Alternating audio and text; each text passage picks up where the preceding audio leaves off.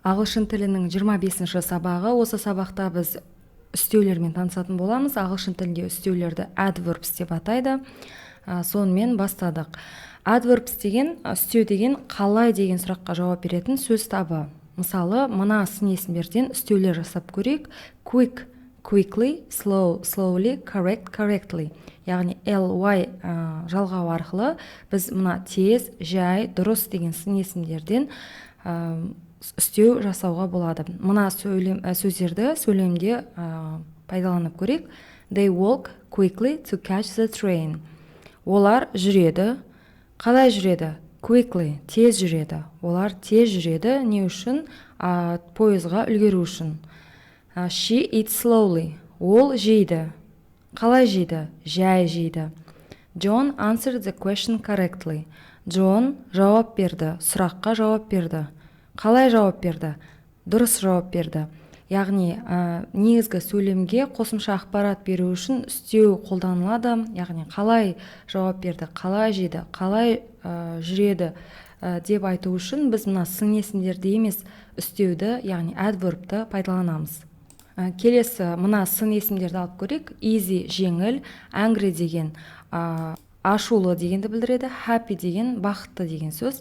Енді осылардан ly жалғауын қосып үстеу жасауға болады. Бірақ егер сын есім y сөзіне бітетін болса, онда ly бірден емес ly болып жалғанады. Сонымен мысал жасап көрейік. They lived happily ever after. Олар тұрды, жасады деген сөз, өмір сүрді деген сөз. Қалай өмір сүрді? Happily, бақытты өмір сүрді. Мынау сөйлем көбінде ертегілердің соңында пайдаланады. Мұратына жетіпті, бақытты солай өмір сүріпті деген сөйлем. Workers reacted angrily to the announcement. Жұмысшылар хабарландыруға реакция жасады. Яғни жауап қайырды деп те айтсақ болады. Angry деген ашулы дегеннің, яғни қалай деген сұраққа жауап беретін болсақ, мысалы ашумен немесе ашуланып, қалай жауап қайырды? Ашуланып деп аударуға болады. He climbed mountain easily. Ол тауға шықты. Қалай шықты? Жеңіл шықты. Яғни мұнда біз мына сын есімдерді пайдалана алмаймыз. Қалай деген сұраққа жауап беретін болсақ, онда біз міндетті түрде үстеу ретінде пайдалану керекпіз. ly деген жалғау арқылы сын есімнен үстеу жасаймыз. Мысал жасап көрейік. Мына easy деген сын есіммен easy work деген сөйлем жасайық. Жеңіл жұмыс. Қандай жұмыс? Жеңіл жұмыс. Қалай жұмыс деп айтпаймыз, қандай жұмыс дейміз. Яғни сын есім болып қолданылып тұр. Ал егер бұл сөз үстеу ретінде қалай деп қолданатын болса, ол міндетті түрде adverbs болып қолдану керек. He climbed mountain easily. Ол тауға шықты. Қалай? Жеңіл шықты. Easily деп сөйлемді жасаймыз. Келесі үйренетініміз, мысалы, мына сын есімдерге қарап көрейік.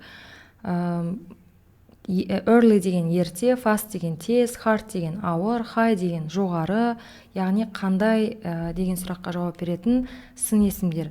Және бұлар үстеу ретінде сөйлемде пайдаланған кезде ly деген жалғау жалғанбайды, дәл осылай пайдалана беретін сөздер. Мысалы, мына fast деген сөзді жасап көрейік, сөйлем жасап көрейік. Мұнда ол сын есім ретінде пайдаланып тұр, ал мұнда үстеу ретінде пайдаланып тұр. Мысалы, it is a fast car. Бұл тез машина. Қандай машина? Тез машина.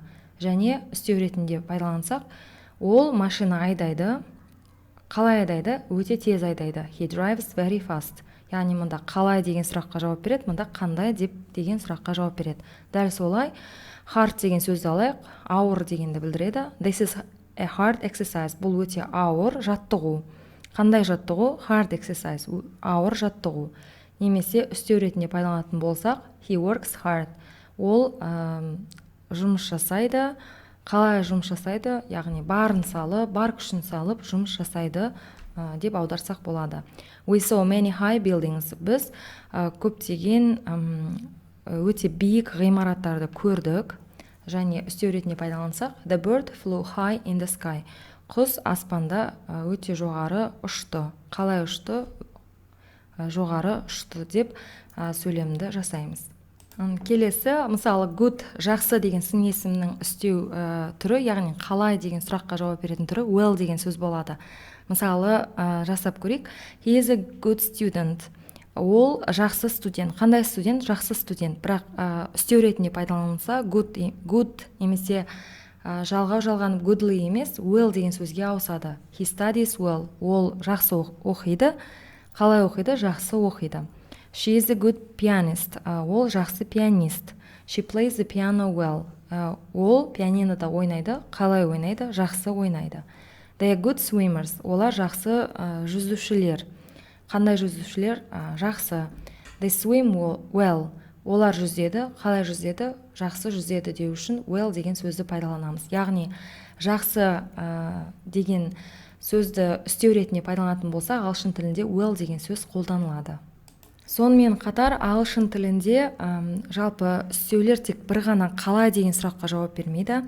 Дәл қазақ тіліндегідей үстеу деген сөз табы қалайша, қайда, қайдан, қалай қарай, қайда қарай, қаншама, қаншалықты, не себепті, не мақсатпен деген сұрақтарға да жауап беретін сөз табы.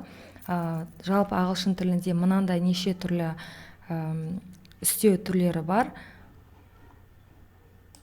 Және үстеудің сын есімнен айырмашылығы қандай? Сын есім бір ғана зат есімді түрлендіретін болса, яғни қандай нәрсе, қандай зат деген сұраққа жауап беретін болса, ал үстеу етістікке, үстеудің өзіне немесе басқа да сөз таптарына қосымша ақпарат беретін, соларды түрлендіретін сөз табы болып табылады.